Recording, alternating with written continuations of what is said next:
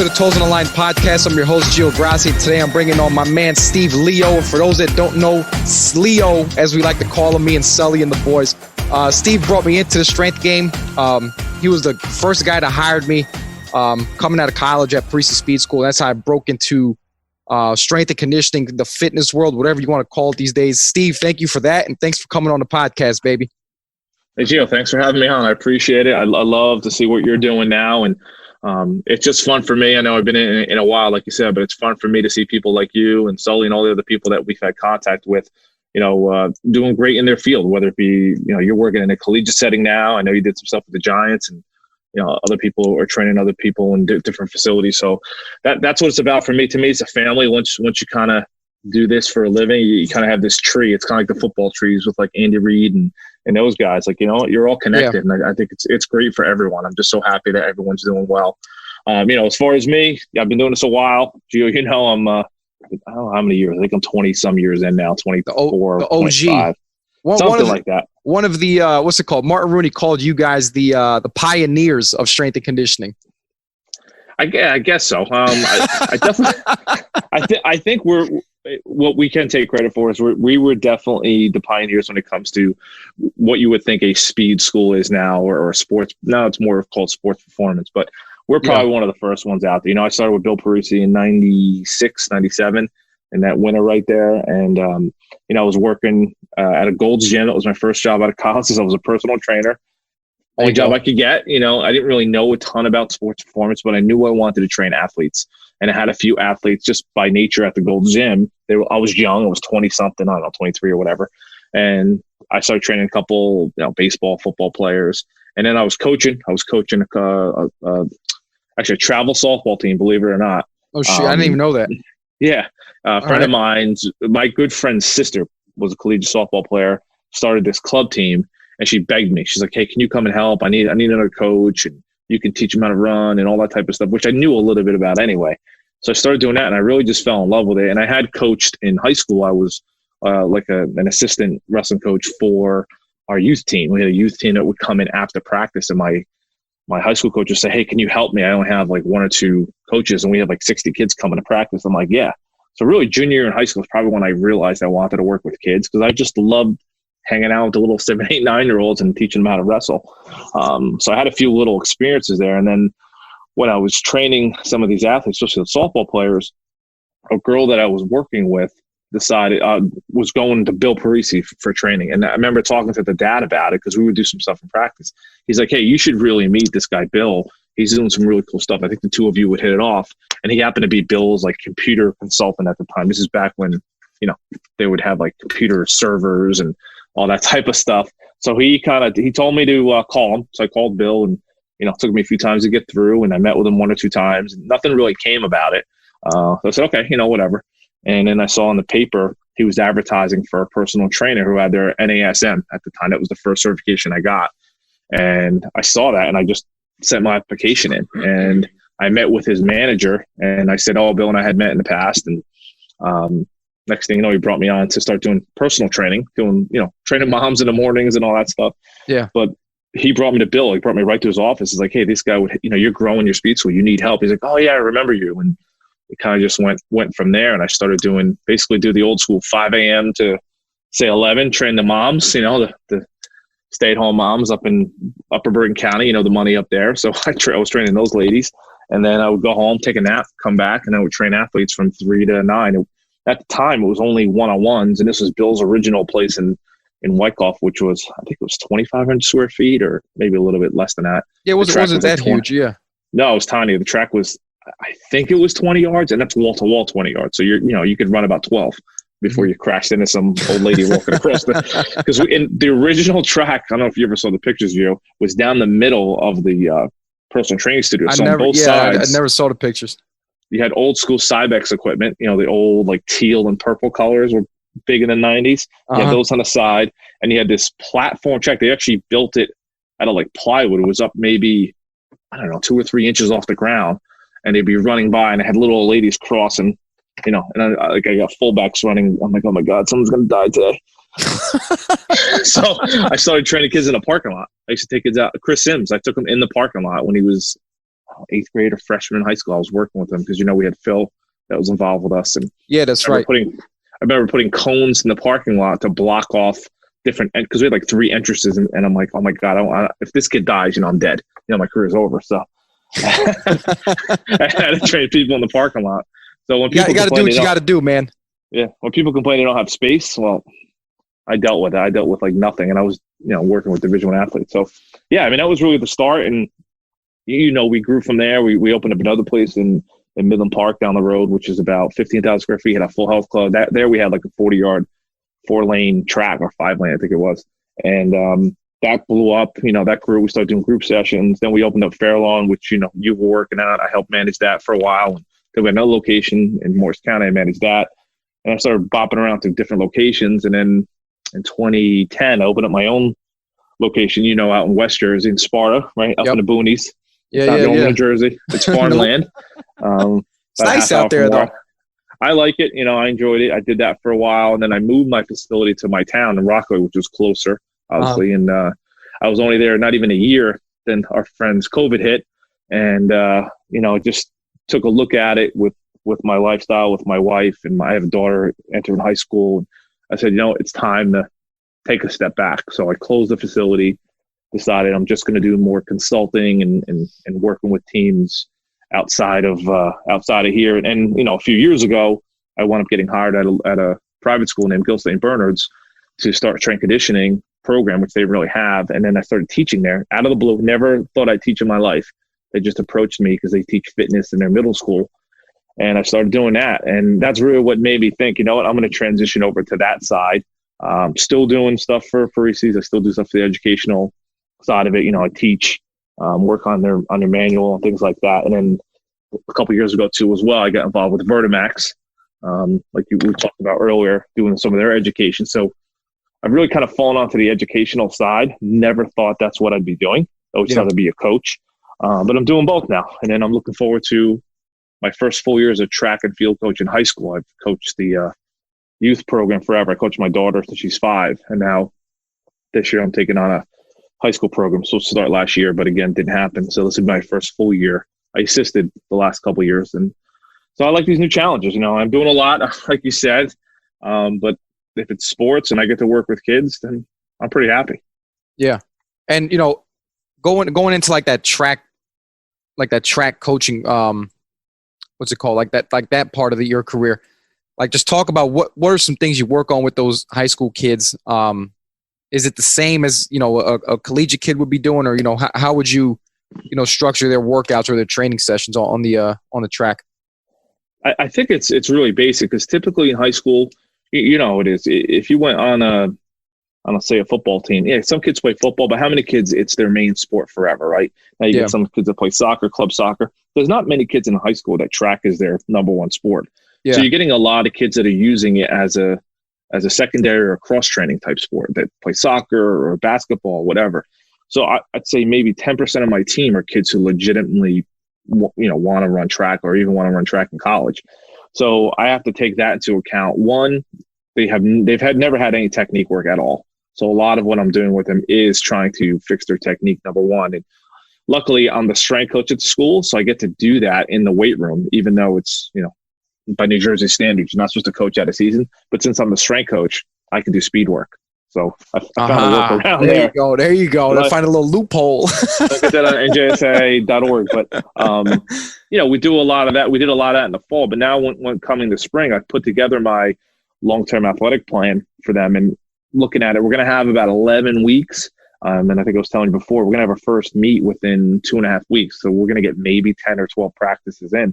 So for them, it's really just, I believe in a short to long approach. A lot of track coaches will talk, they like long to short. I'm a short to long. I believe in that. And that's really what we've always done, is teaching kids how to accelerate, number one. I don't care if you're a miler all the way down to a 100-meter sprinter.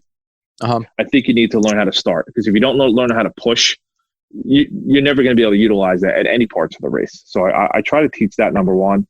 I try to teach them about posture. I know it's so basic, but for a lot of non-track athletes, they don't know what posture means. They want to hunch over, get low. They've heard all that. So I try to fix a lot of that.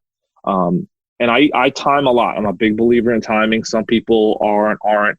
I believe timing tells you a lot of what's going on. Number one, it helps you in the beginning establish a plan. So we've been testing already. We've been doing some verticals in winter track. I've been helping with doing verticals, 10s. I think I heard on one of your podcasts you were doing the same type of thing, and it also will help me during the season to see, okay, are they improving? Are they overtraining? Are they fatigued? Because those numbers are varying a ton. Something's up, right? Something's not right. So when it comes to putting the plan together, I treat our sessions where, one, I don't run every day. That's another thing. I'm like the anti-track coach. I don't sprint them every day. I think they need breaks. I go probably 2 days, 1 day off, something like that, depending on the week when we have meets. Most of our meets are on Wednesdays, which is kind of funky. But that's yeah, that fucks your weekends up, man. It does. It's wacky. So I got to get creative. So typically the way I do it, Wednesday, right in the middle of the week, because they don't want to do a lot of stuff on the weekends. Oh, nice. So usually for them. It's old school, but Monday I make like an acceleration day. So that day is going to be starts, rolling starts, sled sprints, whatever it might be. Okay. And then, 30s, 60s, 90s, things like that, all short stuff. And that's for like 100 to say 400 meter runners. And then on either Tuesday or Wednesday, if we don't have a meet that week, then that's more, if you want to call it the middle distance day, I'll do more anywhere between 150s up to maybe 300s for that day, as far as the training volume. But I try to keep the volume under a mile for the day. I don't go much over that on speed days, because once you go over that, I think you're taxing them too much. And again, these aren't high level track athletes yet. I think on the collegiate level, they probably, I would guess, go 1,500 to 2,000, somewhere in that range. But if they have a meet on Wednesday, obviously I'm not doing that. And then I'll do an overspeed or a lactate threshold day once a week. Maybe that's like on a Friday, because if I know I have Saturday off, I'll give them a break. And that's, in volume, it's probably more like doing 2s and 4s and 6s, like the old school stuff. But everything I do is still based on time. I base it on the percentage of their PR. Because the funniest thing is, you probably heard this from track coaches. They'll say, all right, go run a 400, run at 75%. Well, what does that mean to the kid? He has no idea what 75% means. Yeah. He's not a robot. So I take all their times and I tell them, you're going to run, I want you to run this in 105. I want you to run this in 110. I want you to run this in 120. And as they're coming into the line, I'm calling out their times. And then they know that was too fast or it was too slow. Because sometimes you have kids go too fast. And that may not be what we're trying to, and they're going to blow out. And then all gas, no brakes, some of them damn kids. And then their tank goes, then I tell them, then your tank's going to empty quicker. Yeah. So it depends on what we're doing. Some people are against tempo runs. I like tempo runs on intermitting with lactate days, because if I need to build a volume, I can do that. But typically, if you look at the week, in my mind, it's an acceleration day, a max velocity day, and then like a speed endurance day. It's kind of how I do it. That's about what they'll run in a week. And then on like a fourth day, they can do their specialty work, the jumps, if they're a thrower. And then that's time to work on relays. And that's a lot of short sprints they get on the relay work. And then we will lift probably twice a week. Nice. What are you doing? Are you doing Olympic lifts with them in the weight room, or you just like strict, like basic squat, lunge pattern? I do. On the Olympic side, I do more complexes with them. Okay. Because they're still learning, how long it takes to teach Olympic lifting. Yeah. So I use the complexes. I've been using that to kind of teach them the movements and build up their work capacity and just being able to handle a barbell for a session. Mm-hmm. That sometimes just handling a barbell for an hour is tough for a kid. So I try to work on that. Hands hurt. Yeah, they just can't even handle it. So we do that. That's usually like our warm up or our movement pattern setup. And then, deadlift and squats is pretty much, I'll rotate every 2 to 4 weeks, depending on the numbers. On the squats, I'll rotate back. In the season, I'll do much more dynamic work, not as much max effort, because they're getting pounded with the running. Yeah. Off season, it'll be more of like a maximum effort and a dynamic effort day, 1 or 2 days a week. And then substitute with deadlifts, whether it be trap bar or straight bar, wherever we're at. And then a lot of bilateral single leg work, because they need it as sprinters. They just don't do enough of it. And step ups, lunges, all that type of stuff. What's your thoughts on the deadlift? Now that you mentioned it, because I was talking to Sully about it a while ago. He loves the hex bar. Listen, I love both hex bar, straight bar. I felt like I got more bang for my buck when I was straight bar deadlifting heavy, when I was jumping higher, running faster. What do you think is the best tool for athletes? You think hex bar just because it puts them in that high bar position already, or? What do you think? I think it depends on a kid, right? So if they're more of a younger athlete, I'll use my high school kids. The trap bar has been more successful because that's where they're at in their training. But I think as they progress, if you say to like get up near like a high school senior or a college kid, I think eventually they have to get to a straight bar because those different patterns for them, like, because if you're on a straight bar, the pattern is different than a trap bar. Really, the trap bar, it's a hybrid. I don't call it a full deadlift. It's kind of like a squatty lift, squatty deadlift. It's in the middle. It's like a quarter squat almost. Yeah. So I just tell them it's a hybrid. It's in the middle, Okay. But to get the true hip hinge, really, you need to deadlift. So I think it's always starting with the trap bar. And what I do is I transition them to the low bar trap bar first after I've done high bar, and then I'll transition them to a straight bar. And that seems to work well throughout time. But I don't have anyone that's below the age of 16, I think, that I'm straight bar deadlifting with yet. Because you know what? If they get hurt, then they can't run for me. So I can do other things with them. We have reverse hypers at the gym at school, and I donated some for my old gym. So we do reverse hyper extensions and things like that. So I can get a lot of the movements that I want to get. But I agree with you. Yeah, I mean, they need to learn how to eventually deadlift the right way with a straight bar. Reverse hypers, man, big time game changer. To me, it's one of the core pieces you have to have in a weight room if you want to be faster. Yeah, we just got a pair last year. Actually, last March, we actually got 6 of them. We haven't used them much yet because with COVID and stuff, we don't want to touch a whole bunch of equipment and shit. I know, it's crazy. Yeah, game changer, big time. But Steve, you sled sprint your guys or your team what, Mondays? You said that would be on a Monday, yeah. Because and then they race on Wednesdays. Do you think team sports should like resistance sprint in season, or you think that's like a far-fetched idea? I think they can. I think it's really just about you got to dose it a certain way, right? Yeah, the volume. What's your volume at? What I always say. I know it's probably the most crudest way, but whatever I'm doing off season, I just cut that in half for in season. Okay. And if I'm going to do 6 sprints, I'll do only 3 in season. They're still getting. My whole thing is you have to keep stimulating them. If you don't stimulate them the right way. Okay. Yeah. That's right. So that's how I look at it. And listen, this is a strength coach. Everybody wants to know exact reps and sets. Sometimes it's a feel thing. Right? How are they feeling? How do they look? You're a coach. You look at you see them run. You're like, you know what? You can do another one. You'll be fine. Or you know what? Hey, you're done. That's it. I had 3 scheduled today. We're doing 2. You're done. Mm-hmm. So I think it's okay to do that. I think there's so many strength coaches that look at these, Excel sheets and whatever, and they get so focused. I got to complete block 1 or section 1. I'm like, guys, I get it. It's a great plan, but sometimes you got to go off script. Yeah, I deviate sometimes in the weight room. Like if a guy's on his last set and it looks good, I'm like, hey, let's go up 15 pounds. Let's do 1 more. Yeah. Same shit there. It's like, all right, you might get a little more bang for your buck with 1 more set. It ain't going to kill you, son. No, that's it. I've done that. The kids hate it with me. They're like, you just keep saying 1 more. I'm like, yeah, I lie a lot. Sorry. Yeah, they do say, oh, coach is just 1 more guy. You were 1 more guy. Same thing with sprinting. I think I learned it way back from you guys at Parisi's. Was like, hey, if his time goes, if he just ran his slowest time, maybe give him 1 more. If it's another slow one, then he's done for the day or she's done for the day, Yeah, because plus 2, I always want them to walk out of a session, whether it be a track session, speed session, strength, whatever. I want them walking out of there on a high. Like I did something good, whether it be they PR'd or they just made it through a workout that they previously couldn't handle, or they were the leader in that group. Whatever it is, I want them walking out of it like, all right, I accomplished something today. Not, hey, that coach just kicked my tail for an hour and a half, which we do. It's part of training. I would never say it's not part of training. There are times you got to insert foot in rear. It's part of it. They need it. Okay. But it's not 100% of what you're doing either. Yeah. That's funny. Is insert foot in rear. I got to use that quote, man. Damn. But, hey, I recently read something. I don't know if you've seen it too. It was talking about deceleration and how like it shouldn't even be trained because you never come to a full dead stop in sports. I don't know if you believe that or not. I wanted to get your thoughts on that today.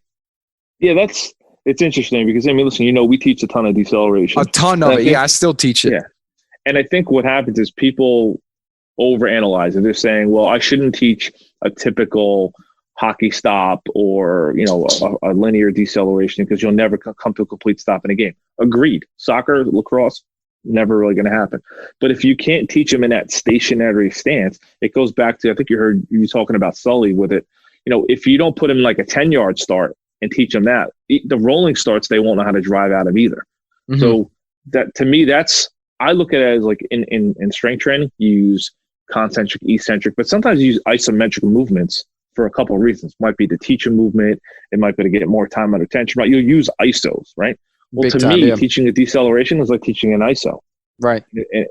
To me, it will transfer. Now, if you never do anything at live speed and have to come out of that break or cut, well, yeah, then you might be wasting your time.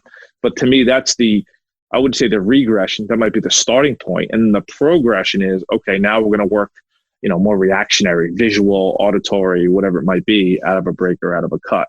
So I think it's important to teach in the beginning, but you have to progress them what they can handle. And if they're not strong enough, having them do hard cuts or breaks and stuff, you've seen it. What happens? It's like throwing ice skates. Something goes, yeah. Something's got to go. They're flying all over the place. So I probably understand what they're saying, but I think it's too narrow-minded in the thought process. I think you need to expand and look like, what's the end goal? The end goal is they want to teach them how to cut better.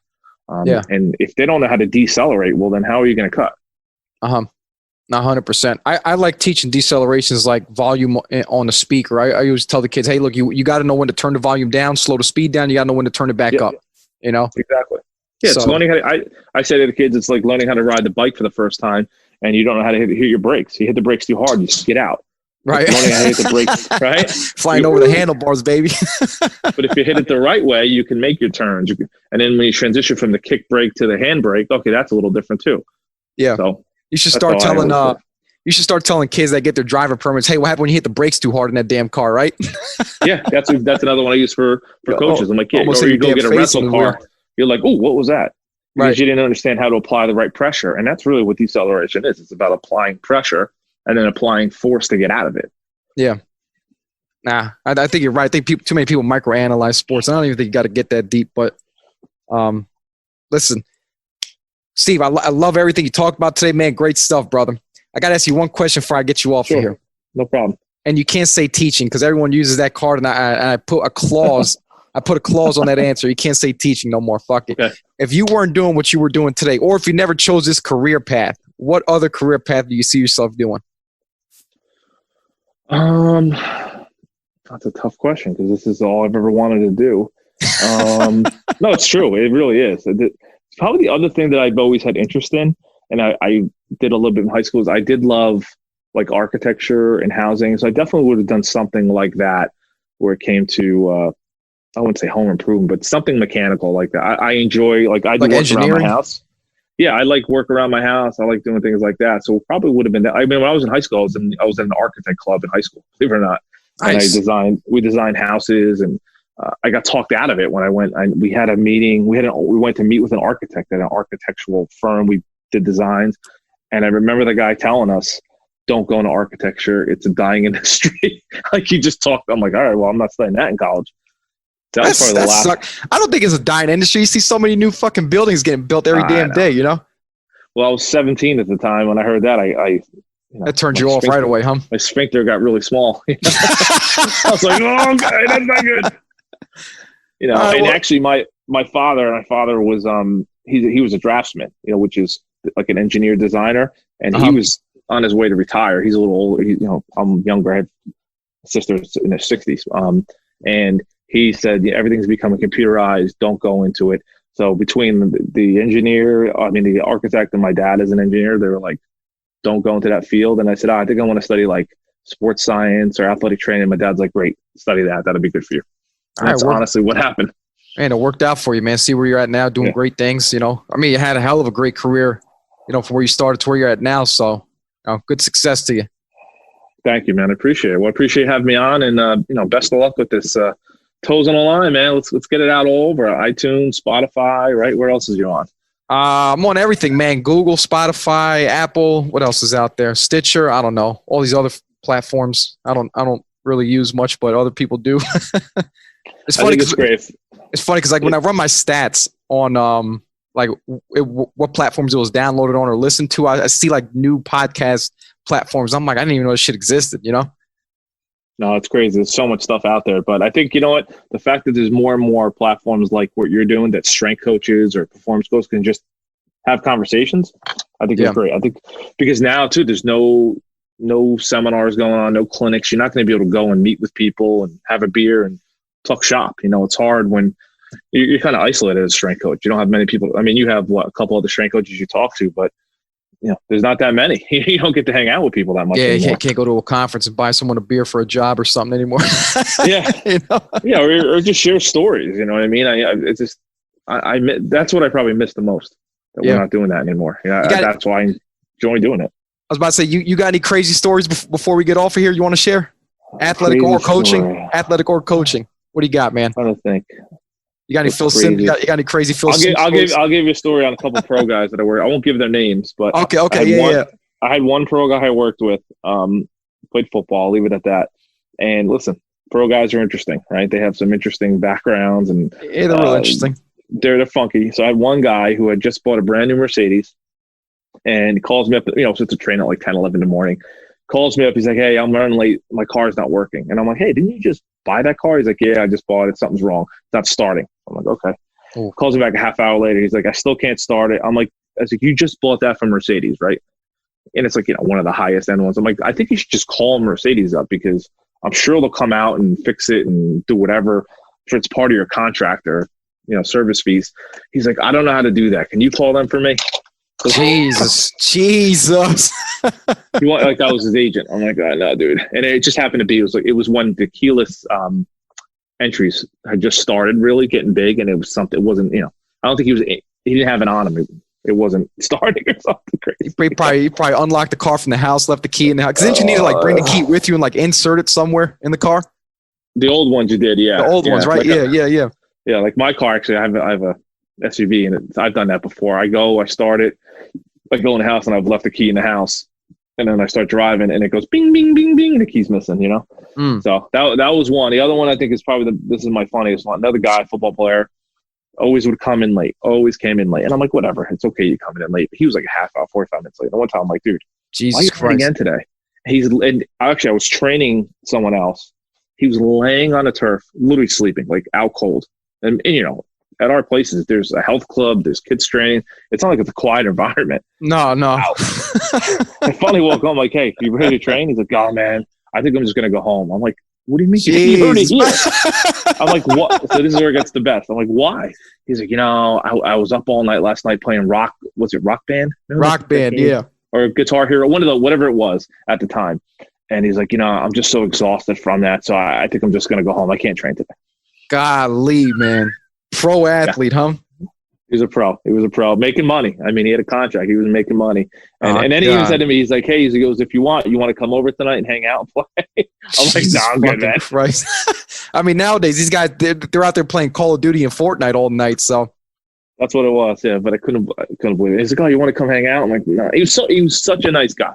I don't want to criticize. He was such a nice guy. Yeah. But, in his mind, that's what, and he got in trouble. He was hurt. Got in trouble for taking whatever it was. I forget, the PED or something. But he was on the IR, and he got in trouble for that too. I'm like, "What is wrong with you?" Jesus. I said, "You're not even playing." What team did he play? New York team? He was definitely in this area. All right. There we go. You don't got to say is that. I don't even know what you're talking about, but all right, it was a giant or a jet. Let's just leave it at that. Yeah. Great. Again, both guys, I love them. I thought they were awesome. Like, such nice guys, but just crazy things that happened, because I think it was like the same year I was working with a bunch of guys, just happened to work. You just shake your head. You're like, "Okay, all right." That's funny, man. Well, Steve, man, appreciate you getting on here, bud. Rob, man. Hey, thanks for having me, and best of luck with Fordham. Hopefully things get cleaned up pretty soon before we can get back to normal. Yeah, definitely, man.